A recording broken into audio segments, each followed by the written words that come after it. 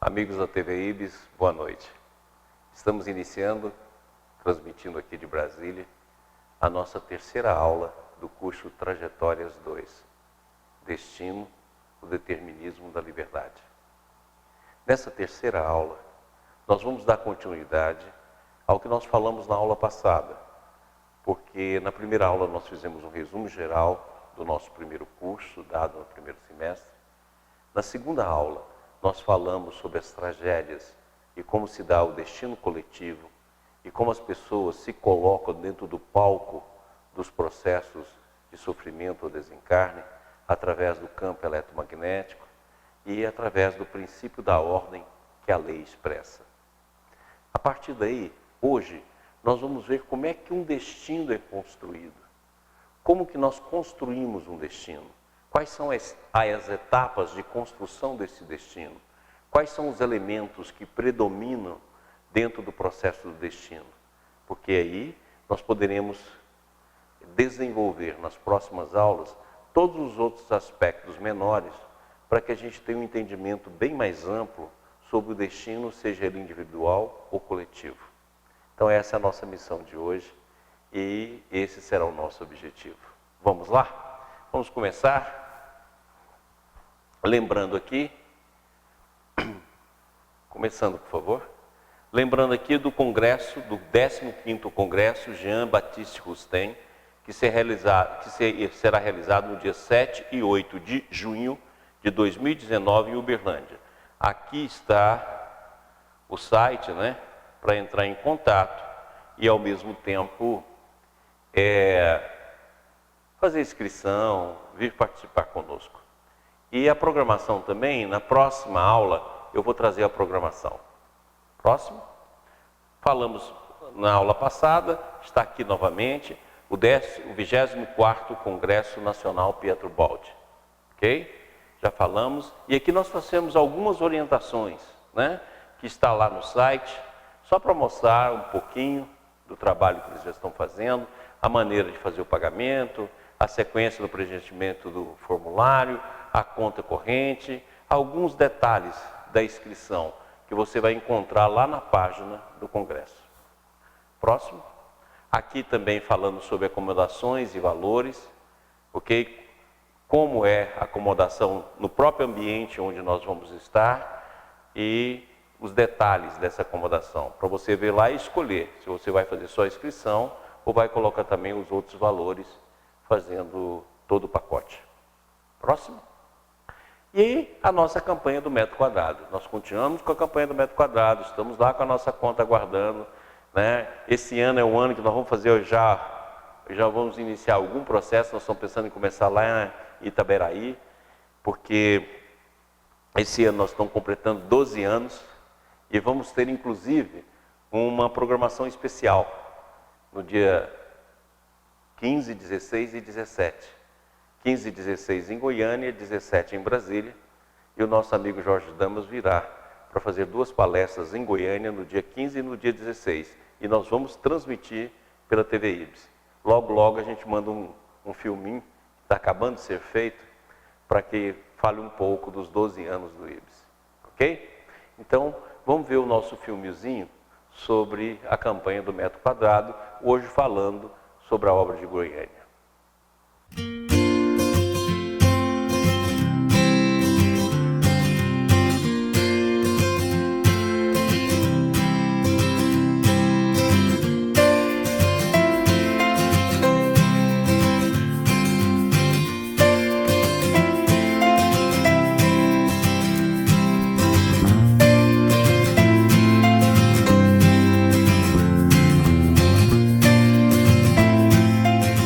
A razão pela qual nós estamos lançando o metro quadrado é justamente para que a gente possa ampliar as atividades que hoje já são realizadas na nossa chácara, na Escola da Família, para que a gente possa levar os trabalhos que nós desenvolvemos para uma quantidade maior de crianças, de adolescentes e de adultos, mas também para que a gente possa implantar outras metodologias, como por exemplo a escola de robótica que nós já estamos implantando e outros projetos também que nós já estamos em mente para que a gente possa fazer a nossa escola crescer com uma visão inovadora, com uma visão de síntese e abrangendo toda a comunidade que a gente puder atender.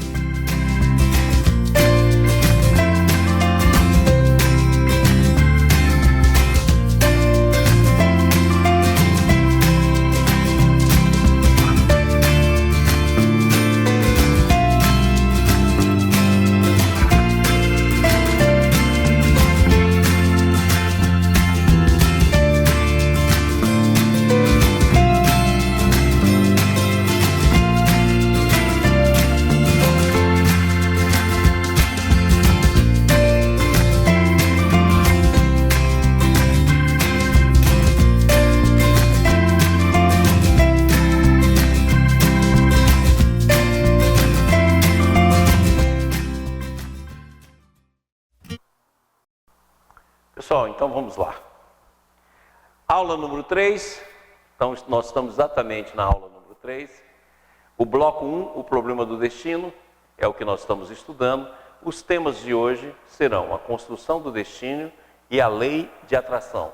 Aliás, a lei de atração está muito falada, né? Nós encontramos vários sites, vários livros falando sobre a lei de atração. Então, como nós estamos trabalhando com destino, eu resolvi falar um pouquinho sobre isso, logo depois que nós falarmos sobre a construção do destino, como o destino é construído e de que forma ele é efetivado. Então vamos lá. A construção do destino. Eu gostei muito dessa placa aqui, né? Porque conforme a maneira que a gente constrói, ou será um caminho de felicidade ou um caminho de tormento. Próximo. A observação e a construção do destino.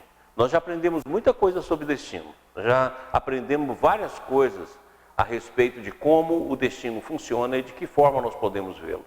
Então vamos ver mais ou menos o que nós já vimos para acrescentar o que nós vamos ver. Então nós já aprendemos que o destino se dá através de ciclos, ou seja, ele se desenvolve a partir de uma espiral.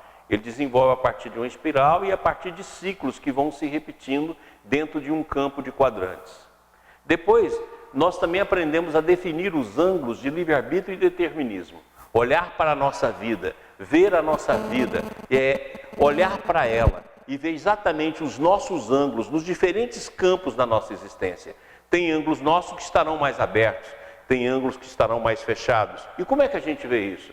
Pelas provas que já enfrentamos, pelas provas que as nossas famílias enfrentam, pelos processos que a gente já viveu, pelos processos que a gente já vive, e a gente vai ver os campos de resistências e dificuldades, que muitas vezes define muito bem o nosso ângulo de livre-arbítrio e determinismo. Depois, nós aprendemos a definir os padrões de cada quadrante. Você pegar todos os padrões que se repetem, que é cíclico, e você definir esses padrões, a maneira pela qual eles vão ocorrendo. Depois, estudar os momentos de subida e descida do fluxo da vida. Nós já vimos que a vida, as encarnações, os processos de evolução se dão através de subir 3 degraus e descer 2. Inclusive na aula passada nós voltamos a esse assunto. Agora, o que a gente precisa fazer? Definir e estudar as forças que compõem a própria personalidade, o nosso tipo de personalidade. Lembra que nós já demos um curso aqui sobre personalidade, falamos também sobre a casa mental e falamos sobre as forças que compõem a personalidade. Naquela época nós estudamos então que a personalidade atual era formada de forças materna, força paterna, ambiente e as personalidades que nós vivenciamos em reencarnações passadas, que é o campo do espírito. E nós vimos como essa personalidade é formada. Agora nós vamos discutir as qualidades de forças, das forças que essa personalidade possui. Porque conforme a qualidade das forças que você está construindo a sua vida, você vai definir o seu destino.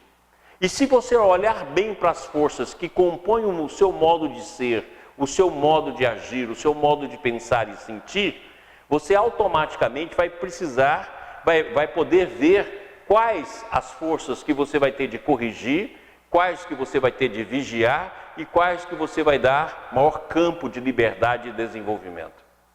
Isso é fundamental, porque aí está a chave da gente construir uma vida superior à que nós já tivemos nos ciclos passados do processo reencarnatório. E isso nós vamos estudar muito hoje e vamos estudar muito nas próximas aulas. E por último, pelo estudo dos efeitos, visualizar a trajetória percorrida, definindo as causas. Muitas vezes, eu já falei isso aqui muitas vezes, nós falamos assim, mas eu não sei nada das minhas reencarnações passadas. O Baldi sempre ensinou algo muito legal. Você olha os efeitos que estão na sua vida, desde o momento que você nasceu, as condições do nascimento, a forma como você vê o mundo, as situações que você viveu na infância, os processos que você foi alvo, e dá para você ver pelos efeitos o que aconteceu para que você retorne e reveja as causas. E isso é muito importante. Desde os detalhes pequenos, por exemplo, dos nascimentos, lesões físicas, processos psíquicos, até determinadas provas e situações, quer em família, quer individualmente, que nós já vivemos ou que estamos vivendo. Na hora que você encontra um efeito na sua vida, saiba que foi gerado por uma causa. Então é só você sair do efeito, vir em linha, que você descobre a causa. E é isso que nós estamos falando aqui, ó. Pelo estudo dos efeitos, visualizar a trajetória percorrida, definindo as causas, estudando o campo de dor que já se pronuncia ou que pronunciou de maior ou menor intensidade na sua vida. Então lembra aquela frase que eu repeti em todos os nossos encontros. Onde está a tua dor é onde esteve o teu abuso. Então isso nós já aprendemos aqui. Próximo. Então o destino, segundo o Baldi no livro A Técnica Funcional da Lei de Deus, ele se dá em 3 grandes etapas. Você constrói o destino através de 3 grandes momentos que se dá a construção do destino. O primeiro momento, ele chama de livre escolha, que muitas vezes não é nessa vida, você já realizou. O primeiro momento é o momento da livre escolha, quando você escolhe o destino na encruzilhada da escolha. Então lembra da encruzilhada? Então você escolhe. No segundo momento, você faz uma construção de certo tipo de personalidade. É incrível, quando você faz um estudo mais detalhado da personalidade e das encarnações, você vai encontrar um fenômeno que o Hermínio C. Miranda chama de simetria histórica. Um nome muito legal. Mas você também encontra uma simetria personal. É impressionante como as personalidades têm características muito semelhantes. Sejam as personalidades de uma vida de síntese, de uma vida de uma grande síntese, seja a personalidade de uma vida complementar, ela aparece muito, seja a personalidade de uma personalidade preparatória, mas ela sempre tem uma certa simetria de comportamento, de conduta, de visão, de forma de agir, sempre. E aí é esse tipo de personalidade que vai se somando e definindo o seu destino. É o que o Baldi fala. Você faz uma livre escolha, a partir daí você faz a construção de um certo tipo de personalidade e vai desenvolver o destino no campo da espiral. E o Baldi fala assim: fatal sujeição a partir da estrutura formada a um tipo de forças e acontecimento que constituirão o destino atual. Essas 2 primeiras fases, como diz o Baldi, a gente não vê, ela está submersa. Por quê? Porque foram as fases que nós projetamos nas reencarnações passadas. Então nós vimos apenas a fase de agora. E quando nós encontramos com a dor, ou nós recuamos, ou nós nos revoltamos, ou viramos vítima, sem entender que a dor que está nos alcançando agora foi um processo de escolhas enganosas que nós praticamos em vidas passadas. Agora nós vemos o fenômeno se materializando e se manifestando, sem entender que nós mesmos criamos ele lá atrás. Porque as 2 primeiras fases ficam submersas, a fase da escolha e a fase em que você faz a estrutura da personalidade. Então, por exemplo, vamos supor que, encruzilhada da escolha passada, você usou da astúcia para fazer uma série de ações enganosas e enganando as pessoas. Hoje você volta, Você já está querendo sair da força e da astúcia para ir para a retidão. Então vamos dizer que, como eu gosto de falar, né, nós somos um ser em transição. Nós estamos saindo da força e da astúcia, querendo ir para a retidão, que é a terceira lei. Muito bem. Eu estou querendo ir para a retidão. Se eu enganei os outros, agora você é alvo de engano, você é alvo de roubo, você é alvo daquilo que eu pratiquei com a minha astúcia. E está sujeito a isso.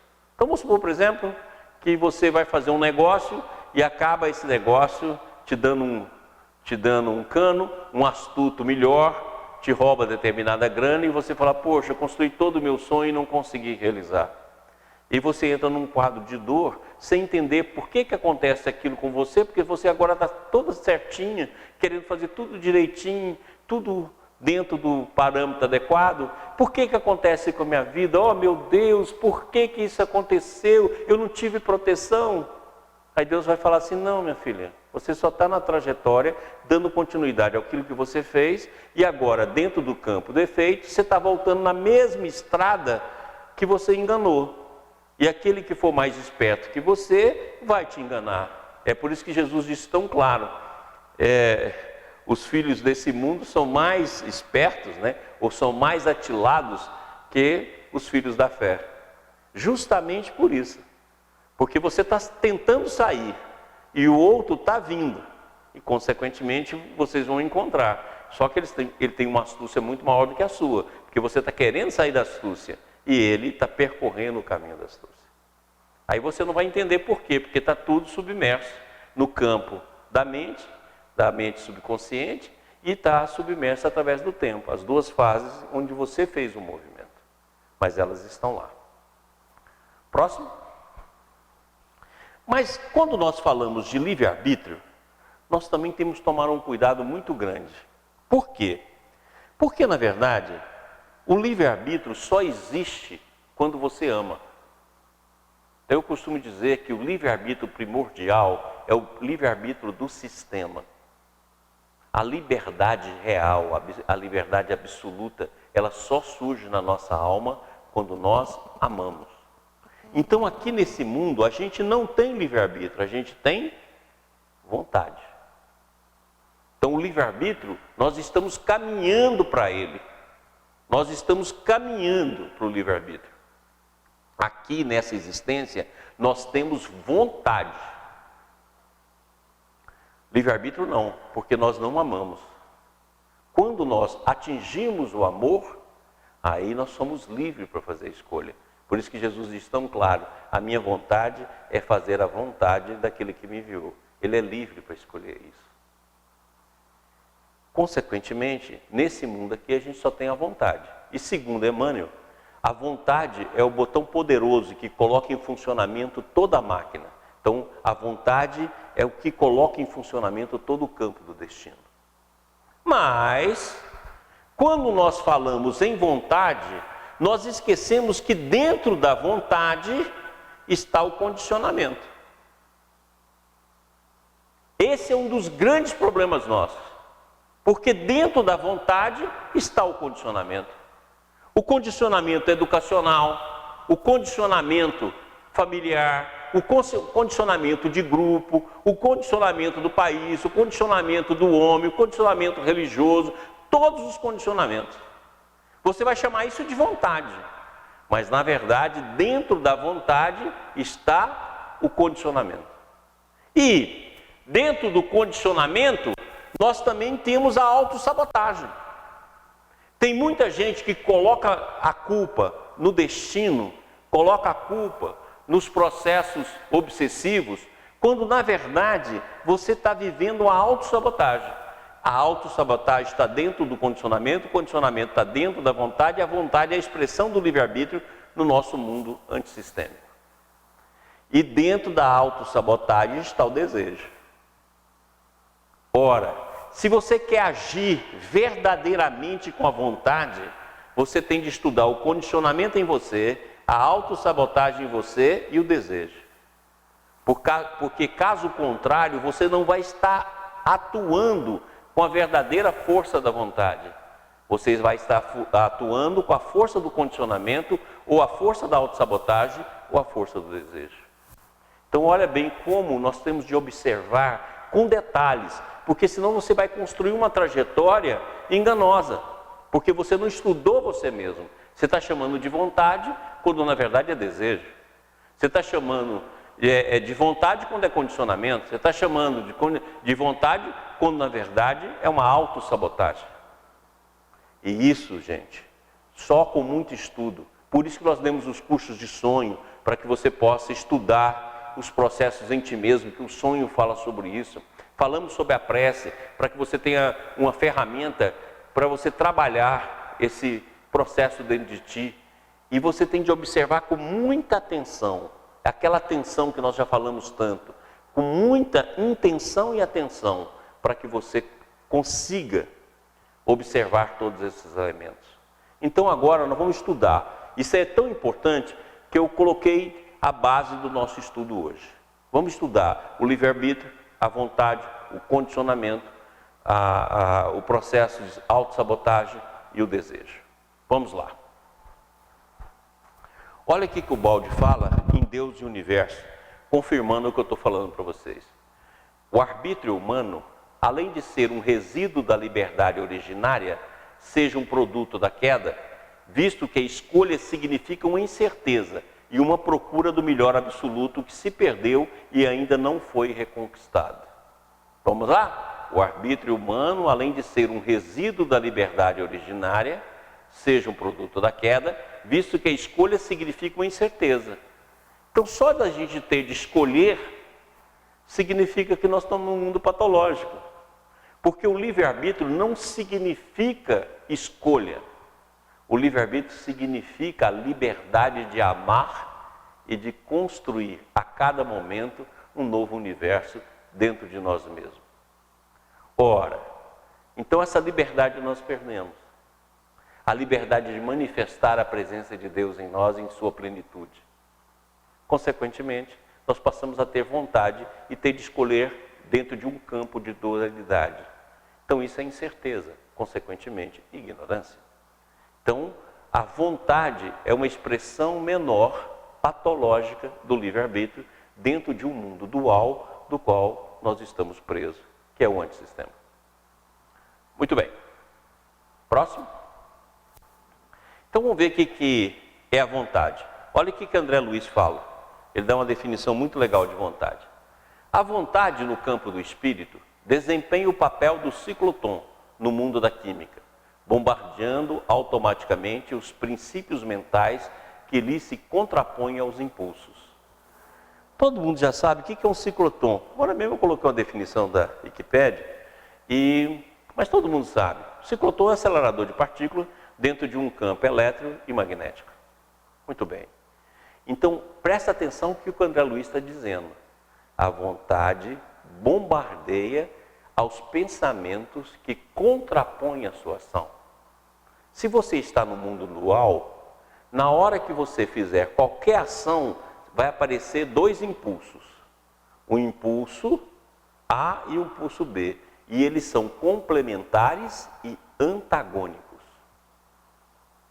Então a vontade é aquela força que vai bombardear como uma partícula percorrendo o ciclotron e agindo sobre um alvo, que vai bombardear os pensamentos contrários. Então você veja que é uma luta. Se esses pensamentos contrários for um condicionamento, você vai achar que eles estão corretos. Se for um desejo, você vai justificá-lo. Se for uma autossabotagem, você vai falar, ai meu Deus, por que isso acontece comigo? Então, a vontade bombardeia. Olha que ele está dando um conceito dentro de uma visão física, química, para que você entenda que você tem de estudar para onde você deve vir. Então, por exemplo, vamos supor, estou chutando aqui. Eu tenho de fazer um movimento que eu caminho para o perdão. A outra parte de você, o que é isso? Eu tenho de ir para a justiça, essa pessoa me fez muito mal, eu tenho que tomar posições, eu tenho de falar o que eu penso, eu não posso deixar assim, etc, etc, etc. Mas se a vontade for de redenção, não, eu tenho de caminhar para o perdão. Porque eu falo que o perdão é um ponto de chegada, não é um ponto de partida. Você vai chegar no perdão. Aí o que você vai fazer? Você começa a bombear a força contrária, para que aquele primeiro impulso do bem, aquele primeiro impulso de modificação, você consiga ter forças para dar continuidade a iniciar o caminho do perdão, por exemplo. Ok? Então vamos lá. E é ainda com essa faculdade determinante que ela preside as junções de onda junto àqueles que se propõem a assimilar no plano das sintonias, de vez que, quanto mais elevado o discernimento, mais livre se lhe fará a criação mental originária, para libertar e aprisionar, enriquecer e sublimar, agravar os males ou acrescentar os próprios bens na esfera do destino. Então é a vontade também que faz as criações mentais originárias dentro do plano de sintonia. Então é a vontade que cria a sintonia com o meio onde você passa a respirar. Todos nós somos um espelho, porque a mente é o espelho da vida.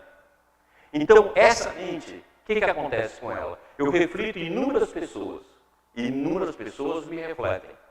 Então na hora que você começa a refletir, você entra num campo de sintonia, que é o meio onde você vive.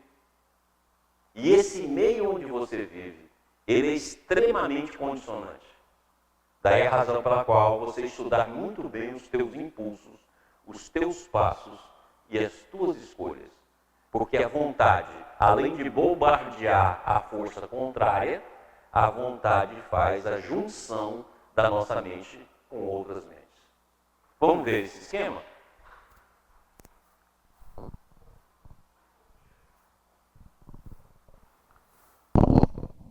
Pessoal, nós tivemos um probleminha aqui no som, que deve estar repercutindo aí na sua casa. E estamos colocando o som aqui. Tá ligado? Tem certeza? Tudo bem? Estão ouvindo em casa? Levanta a mão aí para me ver. Tá tudo bem? Ok?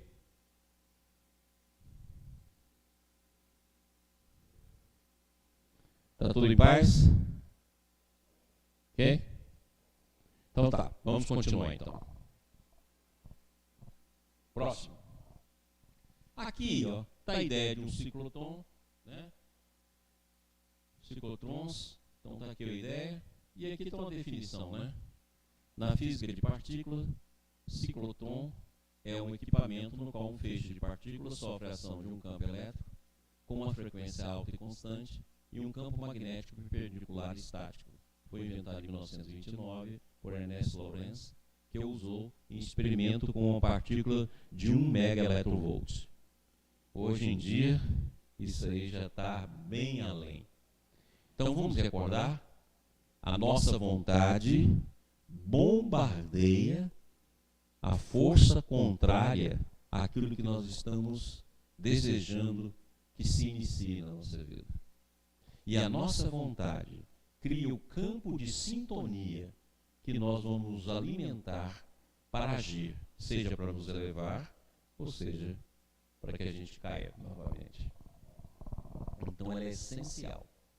Por isso que você tem de estudar o que tem dentro dela, para que você não fique refém dos condicionamentos milenares. Muito bem, vamos lá? Aqui está o exemplo. Aqui estão as partículas mentais e os raios mentais. Aqui os raios mentais, aqui as partículas mentais. Lembra que o pensamento é como um elétron, como qualquer partícula atômica. Ele pode se apresentar tanto como partícula ou como onda. E aqui ó, está a vinculação de uma mente à outra. Vamos repetir aquilo que André Luiz falou na mensagem passada. Bombardeando automaticamente os princípios mentais que lhe se contrapõem aos impulsos. E é ainda com essa faculdade determinante que ela preside as junções de onda. Então, através dos dois campos do pensamento, nós conseguimos, então, determinar o ambiente que nós vamos viver e as sintonias que nós vamos realizar. E, automaticamente, quais serão os pensamentos que vão florescer na nossa mente a partir da nossa força de vontade. Se você não tiver força, o pensamento contrário vai te consumir. Então, daí a importância de um estudo muito grande sobre a vontade. Continuando. Olha o condicionamento. Aqui é Krishnamurti falando no livro Liberte do Passado. Aqui é a experiência de Pavlov, né, que desenvolveu e mostrou o condicionamento nos animais. Esse mesmo condicionamento que existe na nossa vida. Então, é o mesmo condicionamento. E Krishnamurti fala: há séculos vimos sendo condicionados pela nacionalidade, a casta, a classe, a tradição, a religião, a língua, a educação, a literatura, a arte, o costume, a convenção, a propaganda de todo o gênero, a pressão econômica, a alimentação que tomamos, o clima em que vivemos, nossa família, nossos amigos, nossas experiências, todas as influências possíveis e inimagináveis, e por conseguinte, nossas reações a cada problema são condicionados. E isso é milenar. Por isso que você pode olhar que parece que junto a nós e na sociedade as pessoas agem como cardumes. Isso é o condicionamento. E ir contra esse condicionamento, para que a verdadeira vontade possa agir, é dificílimo. E só vai ocorrer se você olhar para esse condicionamento. E com profundidade, olhar de atenção, de intencionalidade. Se você conseguir fazer isso, você pode percebê-lo. Caso contrário, ele vai lhe consumir. Continuando. Sabotagem. O que te faz se sabotar? Isso aqui é o que mais ocorre. Olha, eu tenho uma experiência clínica grande nesse campo. A maioria das pessoas que nós conversamos, que eu vejo, seja no consultório, seja nos próprios grupos o qual nós frequentamos, a sabotagem é em alto grau. E muitas pessoas falam assim: meu destino é muito ruim, eu não tenho sorte, tudo que eu penso não acontece, tudo que eu escolho não dá certo, tudo que eu planejo sempre vai dar por água abaixo, eu acho que eu tenho muito obsessor, eu acho que eu tenho muito espírito atrapalhando a minha vida. E, na verdade, é uma autossabotagem que você mesmo gerencia, que você mesmo produz e que você mesmo sofre. Vamos ver um pouquinho sobre a autossabotagem. Autossabotagem nos padrões que se repetem. Então, naquele livro que eu gosto tanto, né, O Ciclo da Autossabotagem. Olha aqui que os autores falam. A maioria das pessoas faz tudo igual dia após dia. Dá uma olhada em você. Agora, nós estamos falando aqui, ó. Olha, agora. Olha o que você faz igual. Todo dia, toda hora, do mesmo jeito. Olha quantas repetições que a sua vida exerce e faz. Repetições de pensamento, repetições de palavra, repetições de conduta, repetições de hábitos. Dá uma olhada. Você pode olhar que a gente é um filme que já foi visto inúmeras vezes, milhares de vezes. E ela continua. A maioria das pessoas faz tudo igual dia após dia. Tanto no nosso trabalho como fora dele. Talvez você goste de ovo preparado em 3 minutos toda manhã, não em 2 ou em 4 minutos.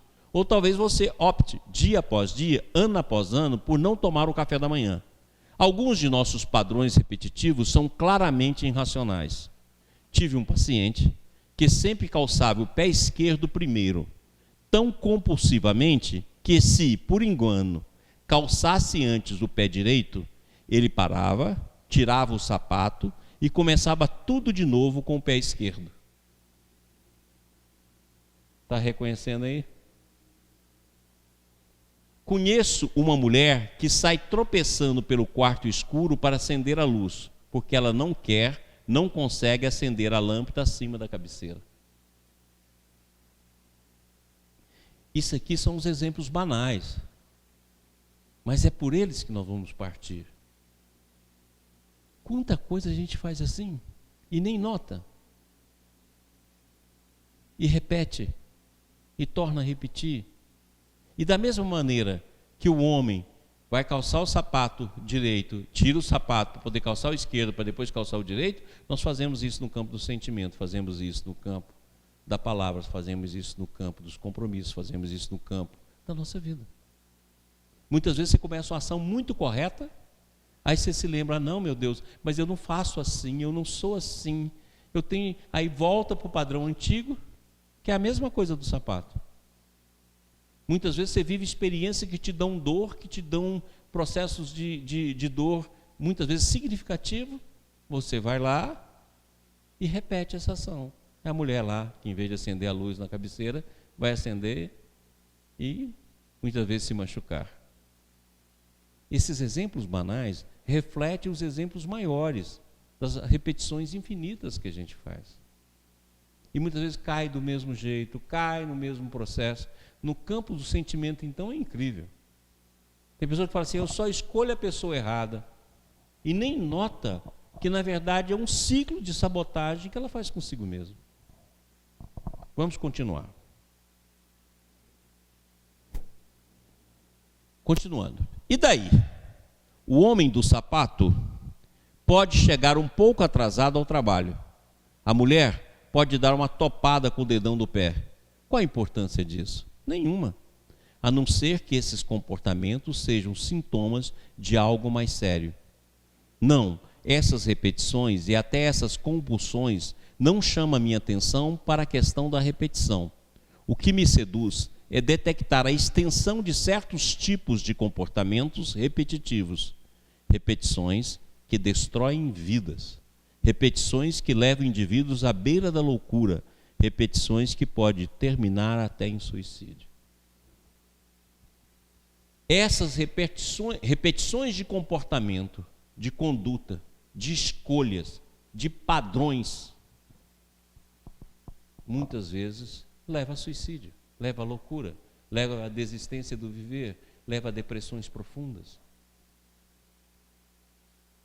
Não são as coisas banais do hábito apenas, mas aquilo que a gente faz de hábito mental, de mente mecânica, de hábito sentimental, de hábito de conduta, hábito de escolhas, hábitos de raciocínio, hábitos de desculpas. Isso que pode complicar muito a nossa vida. E a gente pode achar que isso é vontade, que isso é por causa do meu destino de vidas passadas, isso é por causa do meu karma. Eu costumo dizer que dentro da vida das pessoas, aquilo que elas chamam de karma não deve dar 2%. Na minha opinião, 98% vem do condicionamento, vem do desejo, vem da autossabotagem. Karma mesmo, se nós formos olhar, é uma contingência menor. A gente é que complica a própria existência. Vamos lá. Continuando. Existe um momento em que a pessoa consegue reconhecer essas repetições? É possível se dar conta disso? E o ciclo é rompido realmente? Questões difíceis. Mas acredito que as respostas sejam sim. E às vezes, embora eu admita que não é fácil, indivíduos que passaram a vida construindo uma concepção sobre si e sobre o mundo ao redor de uma determinada percepção equivocada, podem ter medo de contestar aquela visão. E isso é compreensível. Você fala, esse é meu jeito de ser, essa é a minha personalidade. É a frase mais idiota que eu conheço. E você vai repetindo o padrão, repetindo. Aí você tem um vício, eu não consigo largar. Não consigo. Já tentei de tudo, eu não consigo. Você já está dando desculpa. Você já aceitou o condicionamento. Você já aceitou o desejo. Você só está dando uma desculpinha para ele para ficar mais aceitável e dar um brilhante nele. Ora, quantos maus E quantas más escolhas nós não fazemos agindo assim. Próximo. Aí o Krishnamurti acrescenta: ora, por que é que a mente está sempre a exigir prazer? Agora nós já estamos no desejo. Por que razão fazemos coisas nobres e ignóbeis sempre com esse desejo secreto de prazer? Por que nos sacrificamos e sofremos sempre pendentes desse tênue fio do prazer? Que é o prazer e como nasce? Não sei se alguns dentre vós já fizeram a si próprio essas perguntas e foram até a última consequência das respostas. Por que o prazer?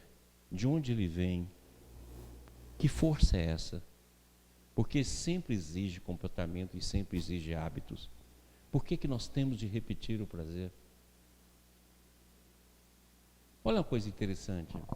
Você não vive cada momento como se fosse único. Você faz, por exemplo, uma viagem com vários amigos e tal. E essa viagem foi feliz, foi alegre, foi boa, foi assim, inspiradora. Aí, a partir daí, você passa a querer repetir isso. Vamos reunir o grupo de novo, vamos viajar de novo, e quando viaja não tem nada daquilo. Porque você guardou na memória, colocou esse processo mecânico e você quer repetir. Não tem como. Nós vivemos uma espiral. Se nós vivemos uma espiral, à medida que você for repetir, pode ser para menos, ou pode ser um semelhante, ou muito pior do que foi. Não tem como repetir. Mas a gente quer repetir o prazer, quer repetir a forma de viver, quer repetir os hábitos. E a gente nunca parou e falou assim: por que o prazer me domina? E por que o prazer é uma busca constante da minha alma? A gente não faz isso de frente mesmo, olhando para isso, olhando olho no olho. Nós não fazemos. Vamos lá. Aí o Krishnamurti pergunta: percebeis que estáis condicionado? Essa é a primeira coisa que deveis perguntar a vós mesmo, e não como vos libertardes do condicionamento. Pode ser que nunca nos livrareis dele, que nunca vos livrareis dele. E se disseste: preciso livrar-me dele, podereis cair noutra armadilha, noutra forma de condicionamento. Isso aí é uma frase que a gente ouve sempre. Ah, doutor Maurício, como é que eu saio do condicionamento? Ué, você já olhou para ele? Você já viu a profundidade dele? Você já viu como é que é esse conteúdo dele na sua alma? Você quer uma fórmula que você sai do condicionamento. Na hora que você pegar uma fórmula, você está criando um novo condicionamento. E nós não conseguimos observar isso. Ah, eu tenho esse defeito, como é que eu acabo com ele? Não vai acabar, criatura. Você tem que perguntar o seguinte: como eu caminho com ele? E como eu posso utilizá-lo para que ele faça o bem? Mas a gente, é tão difícil entender isso. É dificílimo. E é essencial. Próximo. Ao vos tornardes cônscios do vosso condicionamento, continua Krishnamurti, compreendereis a totalidade de vossa consciência. A consciência é o campo total, onde funciona o pensamento e existem as relações. Todos os motivos, intenções, desejos, prazeres, temores, inspiração, anseios, esperanças, dores, alegrias, se encontram nesse campo.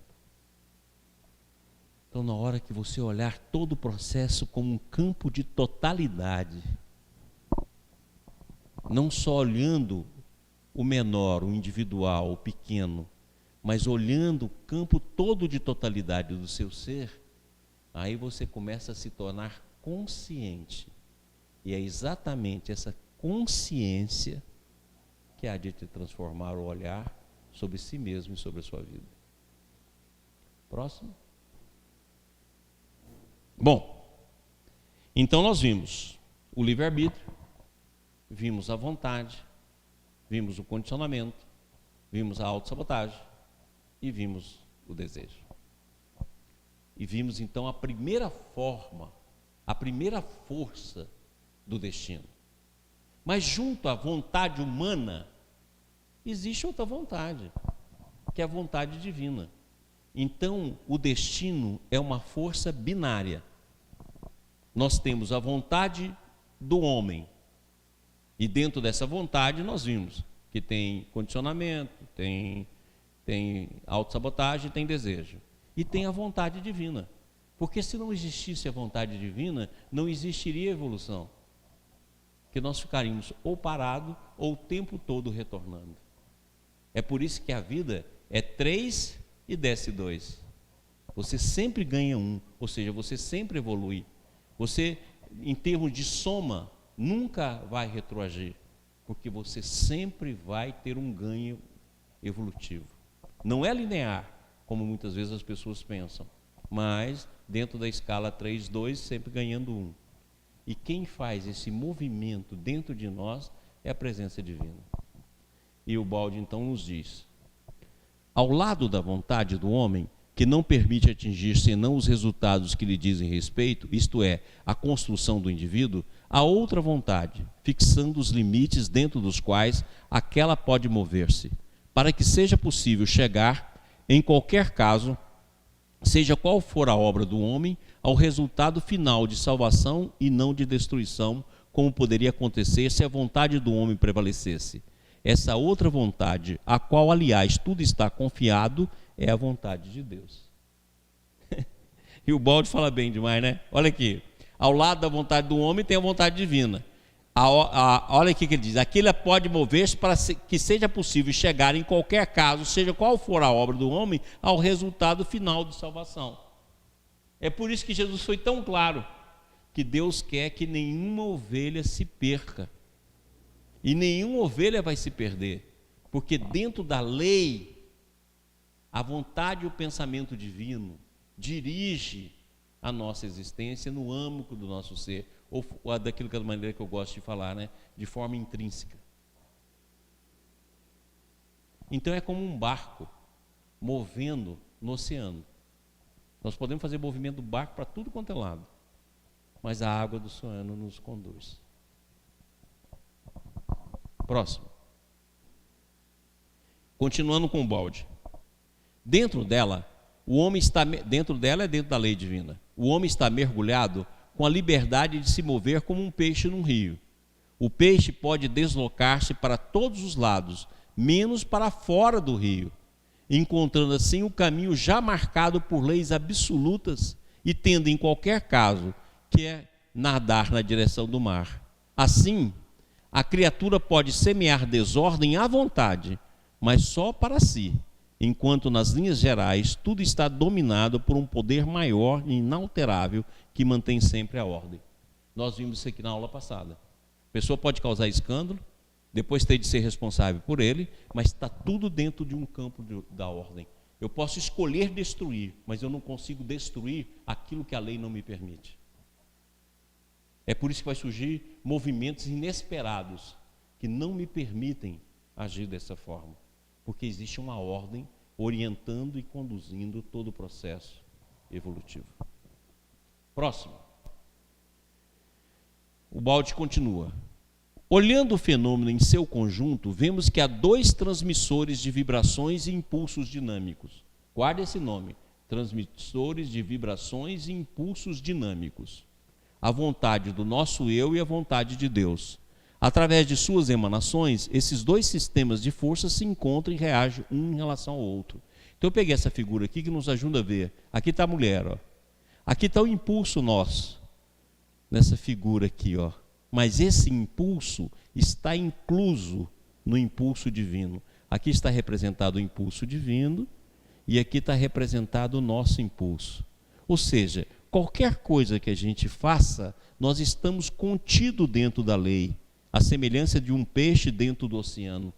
Não temos como sair da lei, não temos como sair do oceano. Então o impulso que a gente gera pode ser para qualquer direção, existe uma ordem que nos conduz. Então daí essa figura nos mostrar muito bem todo esse processo. Próximo. Segundo, agora chegamos na segunda fase. Então essa parte aqui foi a primeira fase, que eu detalhei mais, demorei um pouco mais, para que a gente pudesse mostrar como é que se dá a fase da vontade e como é que ocorre.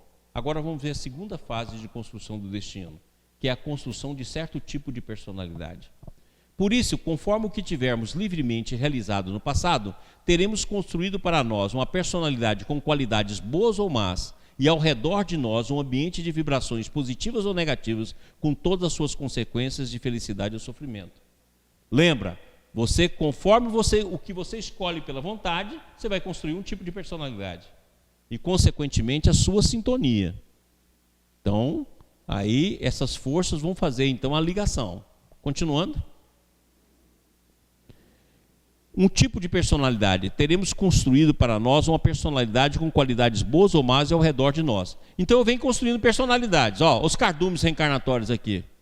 Os tipos de personalidade que eu construí aqui, ó.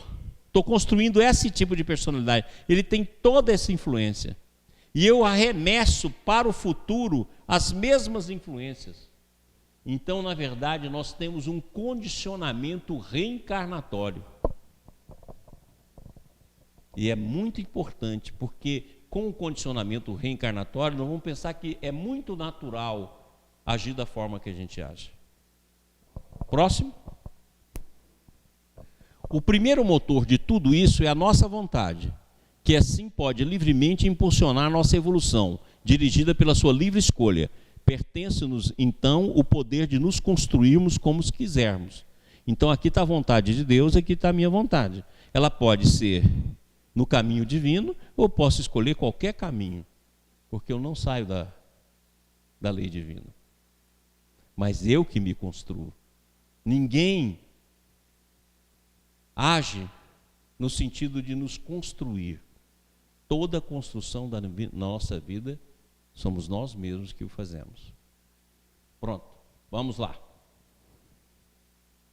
Mas é lógico também que num fato assim tão importante como o da evolução, a escolha do caminho, o seu desenvolvimento e o ponto de chegada não possam ser confiadas ao acaso ou à vontade de uma criatura que nada sabe além dos problemas do momento e do seu pequeno mundo. Isto seria pôr em risco o resultado último do imenso trabalho reconstrutor do universo, trabalho grande demais para ser entregue ao capricho e à ignorância das criaturas. Então olha bem o que ele está falando, que dentro do caminho do destino, a escolha do caminho, do desenvolvimento e o ponto de chegada pertencem à vontade divina. A nós pertence a trajetória, a sintonia e onde a gente vai aplicar a vontade e, consequentemente, aquilo que nós escolhemos colocar no nosso destino. Mas o caminho da evolução pertence a Deus. Próximo. Então aqui estão as diferentes reencarnações que nós já construímos. Ó. Essas reencarnações todas, ela age no campo da nossa vontade, das nossas escolhas. Então nós temos um condicionamento milenar encarnatório. Nesse resultado último, a criatura não pode influir, pois ele pertence só a Deus, e para ele tudo não pode ser senão absoluto, determinístico e fatal. Ou seja, nós seremos do amor. O que vai depender é o tempo, o tipo de trajetória, quanto tempo vamos gastar para chegar no amor, e quando o amor chegar em nós e se manifestar em nós, tudo se modifica. E Deus não vai nos conduzir a isso, mas esperando todos os movimentos que queiramos fazer, até que possamos escolher o caminho que Ele nos oferece. Próximo. No caso de erro, só há um remédio, a dor, que estará ali para nos avisar que erramos. Coloca isso na cabeça. Eu estou passando por uma dor, primeira pergunta que eu faço, errei. Onde? Procuro na vida atual. Se eu não achei, mergulho. Ela está em vidas passadas. Ah, mas eu não tenho contato com as imagens de vida passada. Muito bem, estuda o efeito, que você vai saber a causa. Aí você vai ficar sabendo exatamente o que você fez. Próximo. Terceiro estágio, sujeição fatal. A manifestação ocorre apenas no terceiro momento, estando ocultos os 2 primeiros preparatórios, como raízes subterrâneas, dos quais se desenvolve depois a planta. Essa toma formas diversas, conforme a semeadura tenha sido feita na direção da lei ou da antilei. Aí não tem jeito. Você fez a primeiro momento, você escolheu. Segundo momento, construiu um tipo de personalidade. Agora é fatal que aquilo que você semeou, você vai colher. E é fatal que você volte na mesma estrada do qual você cometeu o erro. Vamos lá? Quando o indivíduo se põe numa dada posição diante da lei, fica depois encurralado num dado tipo de concatenamento de causas e efeitos, de modo que não pode mais sair dele enquanto não haja percorrido todo o trajeto. Esse processo passa a ser um componente da sua personalidade. Sua própria vida se transforma nesse processo, de modo que é impossível escapar dele. Daí advém a fatalidade do destino. Então eu vou escolhendo os caminhos que eu quero. Daqui a pouco eu estou encantoado. Aí eu chamo, meu Deus, por que acontece isso? Eu não tenho liberdade. Não, porque você, através da liberdade, definiu o determinismo. E muitas vezes você fica preso à fatalidade do destino. Então a fatalidade do destino é o nome do nosso curso, né? Destino, o determinismo da liberdade. Aí você fica encurralado, sem saída. Próximo. E esse encurralamento, esse processo é todo dentro do campo da consciência e do campo mental. Quando o indivíduo enfrenta a sua vida, ele leva consigo as consequências de todos esses precedentes, aos quais ele está ligado. Segue-se que na série de várias oportunidades que a vida lhe oferece, ele não escolhe livremente ou por acaso, mas se orienta segundo suas preferências, segundo as atrações estabelecidas pela sua natureza. Disso depende o seu comportamento, o seu tipo de reação, o seu método de pensar, seu modo de agir e, por conseguinte, a sua vida. Mas tudo isso depende de sua forma mental, que foi construída por ele no passado. Eis como o indivíduo traz consigo já traçado o caminho que há de seguir. Ele constrói um tipo de personalidade, que tem uma simetria com as outras personalidades, constrói um tipo de mente, e devido ao condicionamento permanece nele. Então ele nasce e já tem uma trajetória pronta, porque vai ser a trajetória condicionada. Próximo. Mas olha que bacana. Pessoal, nós vamos estudar muito esse caminho virgem. Então, vamos lá. Existe uma força, as forças que caracterizam a nossa personalidade. E nós construímos os movimentos que geram a trajetória. Isso é a vontade humana. Ao mesmo tempo, nós temos uma força divina que nos dirige, mostrando o caminho, definindo o rumo. Por isso que Jesus fala, eu sou o caminho. Porque define o caminho, define o rumo, define a trajetória, define os processos, define a dinâmica e define o ponto final. Mas, ao mesmo tempo, eu tenho um processo condicionado reencarnatório do passado. Mas eu também tenho uma área livre, uma área virgem, que em cada viagem reencarnatória eu posso penetrar. Sabe por que eu não penetro? Que a mente é mecânica, a autossabotagem, o desejo, o condicionamento não permite. Mas toda alma tem um espaço livre para agir, que é a conquista da vida atual que ela está vivendo. Tem todo um passado de causa e efeito e de condicionamento, mas tem uma área virgem. Essa área virgem é fundamental a gente descobrir, porque é ela que vai dar perspectivas novas para a nossa trajetória atual e as trajetórias futuras. Olha o que o Baldi diz. À nossa frente há sempre um caminho virgem, onde teremos oportunidade de endireitar o passado, mas o impulso renovador tem de partir de nossa vontade, que, como vimos, é a primeira força geradora do nosso destino. Tem sempre uma solução, tem sempre uma área virgem, mas depende da nossa vontade. E nós temos a oportunidade de endireitar o nosso passado. Esse slide aqui é muito importante, muito importante. E nós vamos falar muito nisso nas próximas aulas. Próximo. Então aqui está a estrada do destino. Caminho da terra até o céu. Então vamos ver. Vamos recordar o que nós falamos aqui. Vamos lá. O caminho da evolução, esse aqui. O desenvolvimento, a maneira pela qual esse caminho se faz.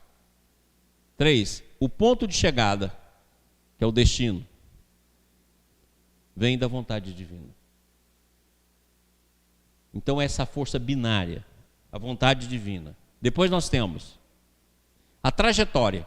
Olha aqui, você pode iniciar, vir para cá, voltar, ir de novo, ir, voltar novamente. Você pode ficar aqui, ó, caminhando do jeito que você quiser na estrada. Vou até lá, volto aqui, faço isso, vou de novo, estou aqui, volto. Você é livre. Então essa trajetória você pode fazer da maneira que for, mas o caminho, esse não. Esse é divino. Por isso que Jesus disse, eu sou o caminho, a verdade e a vida. Ou seja, é Deus que dirige esse processo. Depois, o tipo de personalidade e destino você escolhe. Ambientes de vibrações positivas ou negativas. O ambiente que você sintoniza, que você se liga pela vontade. E isso também você escolhe. Então, você vai andar com um grupo, que tipo de grupo? Você vai agir com que tipo de personalidade? Astuta? Força? A personalidade da dor? A personalidade do caminho reto, da retidão? Você escolhe. E você escolhe também as consequências de todos os precedentes. Você colhe as consequências de todo o precedente. Isso aqui está na vontade humana. Pessoal, guarde esse quadro aqui, ó. É assim que o destino é construído. E nós temos uma área livre que a gente pode corrigir as trajetórias. Nós estamos milênio nesse caminho, gente, andando assim, ó, repetindo, voltando, indo de novo, tendo sempre turmas escuras e escolhendo caminhos diversos.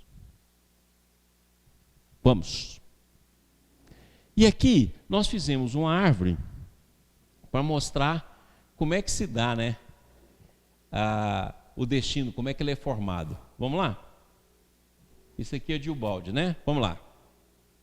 Então, as raízes significam as trajetórias e escolhas passadas. Elas não são visíveis. Certo? Porque aconteceu em fases precedentes da evolução.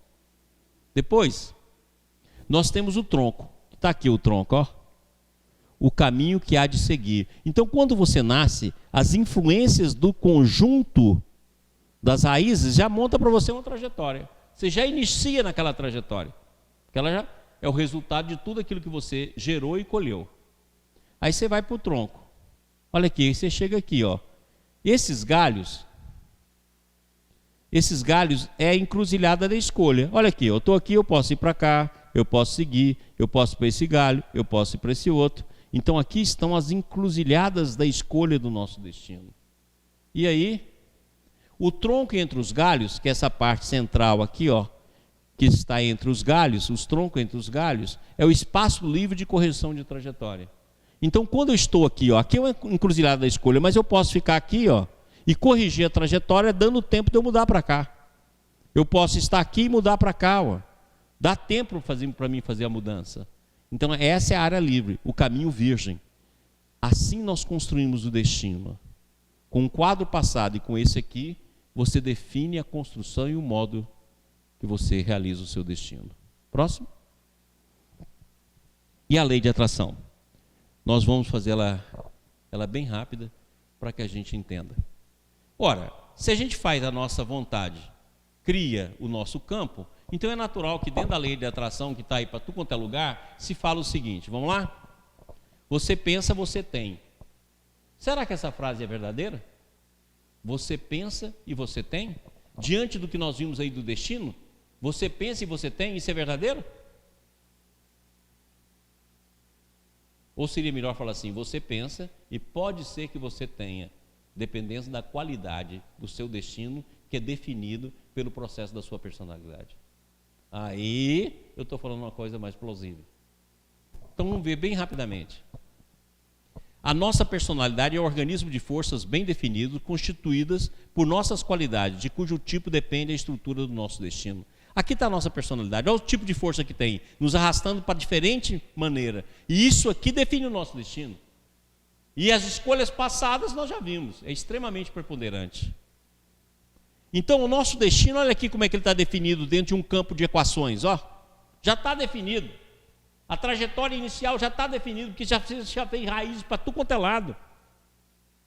E tem determinados ângulos e determinados movimentos que você não vai alcançar, nem que você pense o dia inteiro nele, porque você não vai conseguir realizar nessa vida. Então você também tem de estudar o limite. Por isso você tem de estudar todas essas forças. Continuando. Se elas estiverem de acordo com a lei, atrairão outras forças benéficas, enquanto se for anti-lei, atrairão forças maléficas. Então, conforme você se situa, você vai atrair uma coisa ou outra. Segundo sua própria natureza, cada indivíduo forma sua própria atmosfera, composta de elementos que lhe são afins e acontecimentos do mesmo tipo. Então, a atração se dá por afinidade. Vamos lá? Como ocorre essa atração por afinidade? As forças que constituem o organismo da personalidade são ligadas à semelhança de um circuito fechado, oferecendo desse modo resistência a combinações com força de outros tipos que são repelidas, enquanto atraem e introduzem no circuito forças do mesmo tipo, as quais depois de aceitar, fazem crescer o potencial daquele organismo. A natureza dessas combinações depende do tipo da personalidade, que, segundo a sua natureza, atrai para si o que é semelhante. Então nós fizemos um quadrinho aqui, copiando de um quadro da internet. Próximo, por favor. E aqui um circuito fechado, como se fosse uma luz e uma pilha. Aqui está o ser, que é o tipo de personalidade. Aqui está o meio, os elementos afins que eu vou atrair. Podem ser forças benéficas ou maléficas. E aqui eu formo um circuito fechado. Se eu formar um circuito fechado com forças diversas daquilo que eu falo que eu quero atrair, eu não vou atrair nunca. Porque ele é fechado. E olha aqui que o Baldi diz. Dado o tipo de circuito que constitui uma personalidade, a escolha das forças a serem anexadas é fatal, como também é fatal ter que lhe sofrer as consequências. O que você atrai. Então pensa sempre assim, ó. Então, além de você estudar você em tudo aquilo que nós falamos nessa aula hoje, você tem de estudar o meio, para ver o que você está atraindo. E saiba que você pode falar assim no pensamento mágico, estou atraindo muito recurso, muito dinheiro, muita beleza, muita fama. E isso aí não passa de um condicionamento e de um desejo. Próximo. E último. Olha aqui que André Luiz fala. Ele mesmo opera a retração da onda mental que o personaliza, repelindo as vibrações que o inclinam ao burelamento sempre difícil e a expansão sempre laboriosa para deter-se no reino afetivo das vibrações que o atraem, onde encontra os mesmos tipos de onda do que lhe se assemelham, capazes de entreter-lhe a egolatria no gregarismo das longas simbioses em repetidas reencarnações de aprendizagem. Então, da mesma maneira que a gente repete e faz uma simetria de personalidade, da mesma forma a gente faz uma simetria de convivência. Muito bem, pessoal. Era o que a gente queria mostrar na nossa aula de hoje. Vamos dar um tempinho, 5 minutos, para tomar uma água e a gente retorna para finalizá-la. Até aí. Boa noite, amigos da TV Ibis. Estamos iniciando a nossa parte de pergunta.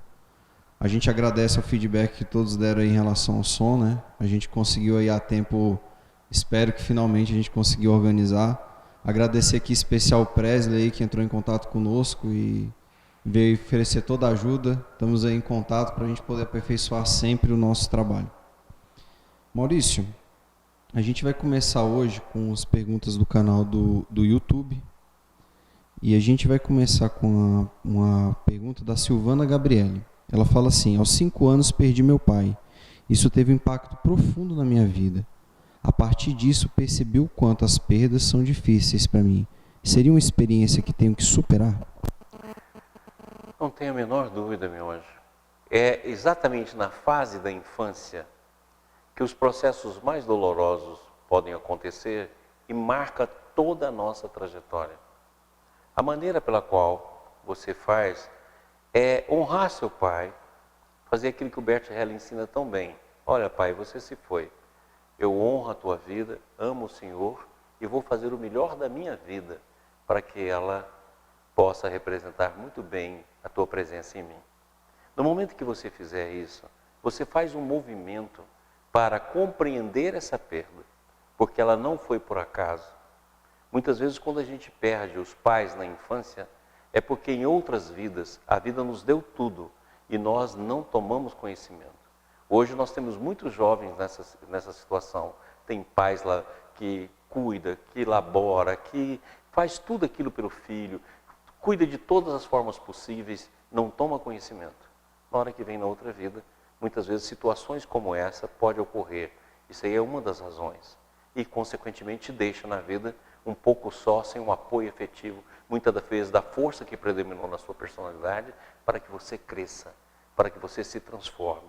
Então é essencial que você volte, estude essa perda, veja o que ela causou na sua trajetória até hoje e faça a modificação na área livre que nós falamos aqui.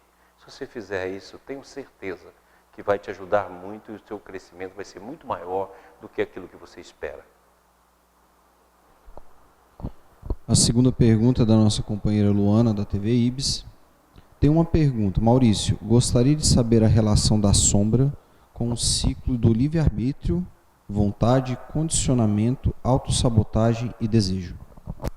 Luana está doente hoje, né? Não pôde vir aqui na nossa TV, a nossa companheira. Luana, é o seguinte, a sombra é que vai vir da vontade. A sombra está dentro do condicionamento, e a sombra está dentro da autossabotagem, e a sombra está dentro do desejo.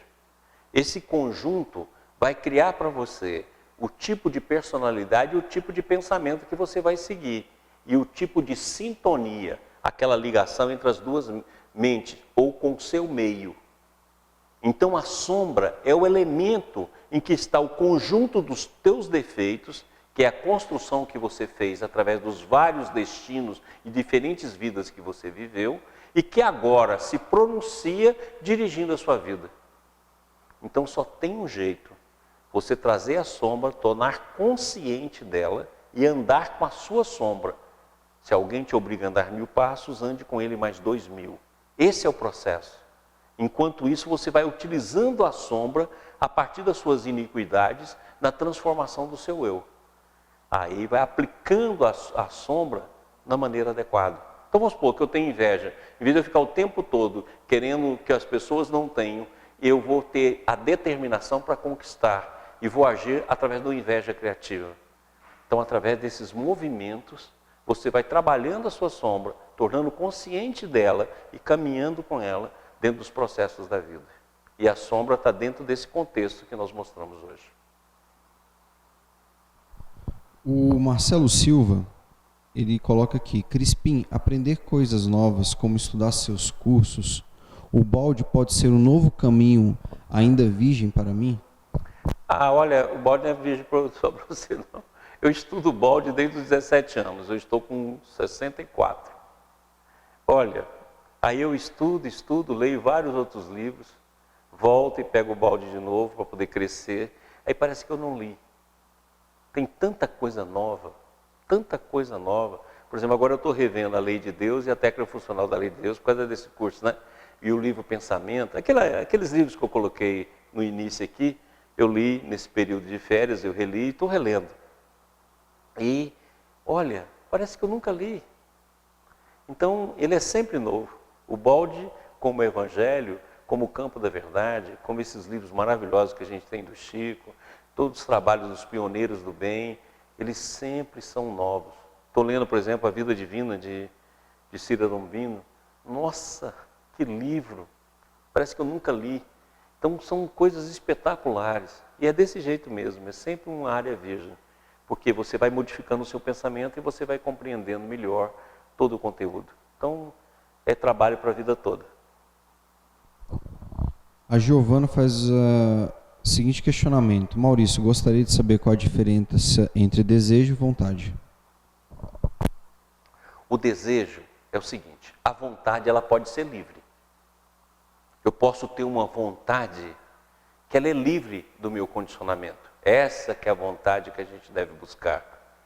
E aí eu vou lutar contra a não vontade. Agora o desejo não tem jeito. Vou te dar um exemplo. Eu falo muito isso. Vamos pegar um alcoólatra. O cara é alcoólatra. Aí eu chego e coloco uma pinga para ele e falo assim, você bebe se você quiser. Uai, não é. Ele está condicionado. Ele é um viciado. Ele está preso ao desejo. Então é quase 100% que ele vai beber. Ele não é livre, ele não tem vontade. Então o desejo não te deixa livre. E não te deixa com espaço para que você fale não. Você vai precisar de ter uma vontade tenaz para fazer isso. Enquanto com a vontade, ela é algo que você pode experienciar no campo do novo. O Petro faz o seguinte questionamento. Os relacionamentos são um inferno para mim. Tanto que quando fui assistir o curso de relacionamentos, tive dificuldade de compreender certas coisas. Eu poderia colocar os relacionamentos como pilar de transformação nos estudos dos ciclos? Pode e deve, porque se ele é o seu calcanhar de Aquiles, você lembra que a vida sempre nos bate no calcanhar de Aquiles. Lembra a segunda aula aí? Sempre nos bate no calcanhar de Aquiles. Ou seja, se o seu problema é esse, estude. Porque você pode estar, primeiro, num condicionamento, você pode estar numa autossabotagem, e você pode estar apenas no campo do desejo. E ao mesmo tempo, se é o seu maior problema, ele pode ser também a sua maior transformação. Então estude, mas estude profundamente, para que você consiga fazer essa transformação. Olhe para o outro, inclusive peça ajuda das pessoas que você relaciona, para mostrar para você como é que você faz o movimento de fuga, de sublimação, de desculpismo, de personalismo, de egolatria. Porque é no relacionamento que a gente se mostra como a gente é. Por isso que relacionar é fundamental, porque você vai se revelar e ao mesmo tempo você vai aprender a desenvolver o campo afetivo. Então faça isso mesmo. Coloque o relacionamento como seu campo de transformação e o dever seu para que você melhore a forma de conviver e de ser com as outras pessoas. A Jane Mara faz a seguinte pergunta. Como perceber quando essas escolhas não são armadilhas? Ela cita um exemplo. Do nada um pensamento forte de mudança de cidade. Já aconteceu uma vez comigo de mudar de cidade e agora pela segunda vez. Já mudei de cidade 2 vezes por decisão dos meus pais e no total da minha vida 20 vezes ao longo dos meus 61 anos. Então você deve ter várias reencarnações de cigano, né? Deve ter sido cigana e deve ter mudado muito. Deve ter sido militar também, que muda demais, né? Olha, quando não é devido a um problema de família, que muitas vezes tem que ser uma decisão coletiva, então não vou estudar esse assunto, você tem de olhar para você. Primeiro, por quê, quando, qual a razão? Porque você pode muito bem estar ótimo aqui nessa cidade, com bom emprego, com boas condições. Aí de vez em quando você vai lá e faz uma autossabotagem. Então você primeiro precisa isolar a autossabotagem. Não é essa autossabotagem. Como é que eu fico sabendo? Comparando para onde eu vou, o que eu estou escolhendo, por que eu estou indo. Pode ser uma fuga. Eu estou aqui, estou vivendo um momento, eu acho que não vai dar certo no futuro, vai acontecer coisa ruim, é melhor eu sair. Quantas vezes a gente não faz esse tipo de movimento? Então, se você estudar aquilo que o Baldi diz, ficando nu diante de Deus, e você estudar o processo e falar assim, não, realmente parece que meu destino vai para aqui. Você começa a trabalhar, se a vida não fechar portas, que a sua determinação tente abrir, mas ela não abra, então permaneça no campo seu de trabalho. Certo? Então isso é muito importante, porque é isso que vai te mostrar. Vou dar um exemplo da minha vida mesmo, que eu já contei aqui. Quando eu fiz a minha graduação, terminei minha graduação, eu pensei em fazer carreira universitária, ir para a universidade, fazer mestrado, doutorado, entrar para a universidade.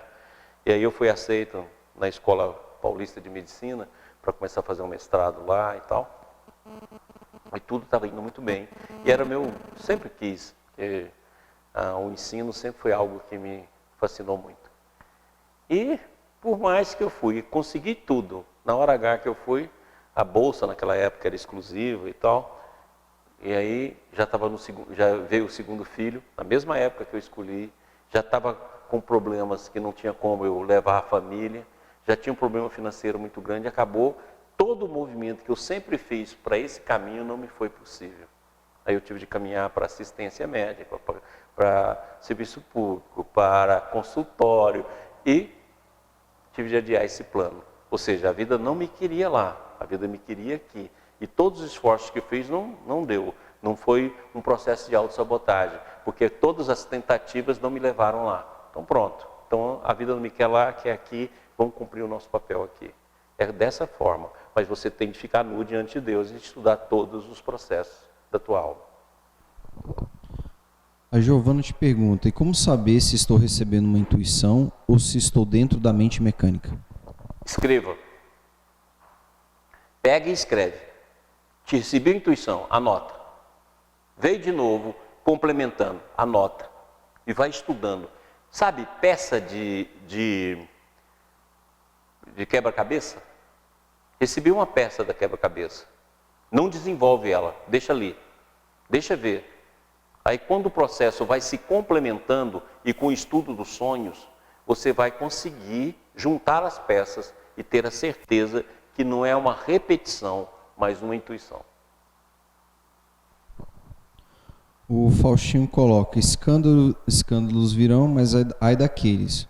Os carrascos, ele coloca entre aspas, são culpados pelo escândalo. Esse carrasco deverá sofrer a ação de um outro carrasco, que também precisará de outro carrasco, sucessivamente? Não. Eu posso ser um carrasco, vamos supor, cortei o pescoço de muita gente na Revolução Francesa, tá bom? Aí hoje eu venho e acontece um acidente em que meu pescoço sai por um acidente, por uma violência, por um problema de um choque com um carro, uma queda de um avião. Então, não necessariamente a vida precisa que você erre para que ela nos conserte. Não, isso nunca. Ela não precisa do seu erro. Agora, quando você se candidata ao erro, ela fala para você, vem cá meu filho, que eu vou te utilizar no lugar certo, para que a tua prova não possa ser maior do que aquilo que você já está planejando. Eu não preciso, a vida tem outros mecanismos que vai fazer o arquétipo daquilo que eu causei, da forma que eu gerei e ao mesmo tempo trazer as consequências em mim sem que eu precise do outro. O outro só ocorre quando eu me candidato, como nós ensinamos na aula passada. Bom, a Giovana agradeceu a explicação, o Marcelo também. Bom, o Presley acabou de chegar aqui, muitos estavam atrasados e colocaram agora. Ô Presley, obrigado, hein, cara. Obrigadão por estar aí entrando em contato e quem sabe nos ajudar nesse som. Olha, som e luz é um tormento. Vamos lá. Registrar a participação da Andréia, do Jorge Melo, que também junto Jorge, com a Célia. Saudade. Ô Jorge, vamos ver se a gente encontra aí, né, nos congressos. O Cleiton falou que pegou um trânsito pesado, mas que ainda conseguiu chegar para a aula. A Tereza, a Rose, a Emília, na hora que você trocou o microfone, perguntou o pessoal levantar a mão, um monte de gente levantou a mão aqui. A Neuza, o Kilder Madureira, a Simone, a Eliane Nagano, que está sempre conosco. Olha, saudade, hein? E nosso grupo aqui da TV Ibis, os nossos companheiros que sempre participam conosco, Ivan Pazin, a Tânia, e o Adail está também aqui deixando a sua mensagem lá do seu Matão, né? O Adail, todo dia de manhã eu recebo a mensagem dele, né? Adail é muito gentil. Todo dia de manhã, a primeira coisa que eu faço é olhar a mensagem do balde. Eu já vou abrindo e vou procurando a Adail. A Laide, enfim, o Neto lá do Balde Pod. Então, assim, muitas participações aqui conosco. De perguntas, a gente encerra por hoje. Pessoal, olha, eu quero agradecer. Logicamente que como cada ano a gente vai mudando toda o instrumental nosso aqui, né, os recursos, tentativa de melhora. Então ocorre ainda dificuldades no som, na imagem, na postura. Então tudo isso aí é processo de aprendizagem que nós vamos tentando melhorar, né? Quem pegou o nosso primeiro curso lá, né? Primeiro curso da TV, que era com a webcam, já teve alguma melhorazinha daquele tempo para cá.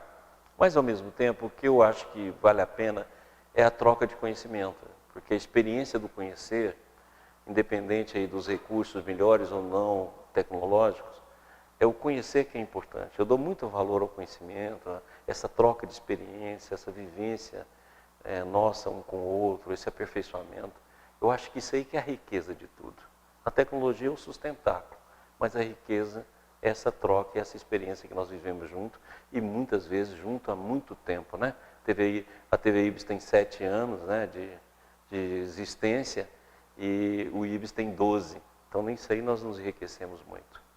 Então nós vamos agora, finalizando, indo para o nosso vídeo. Vai ter um vídeo sobre a prece, sobre a nossa cartilha da prece, o nosso trabalho que é feito pelo Paulo, junto com um grupo imenso aí de orações pelas famílias do Brasil e pelo Brasil.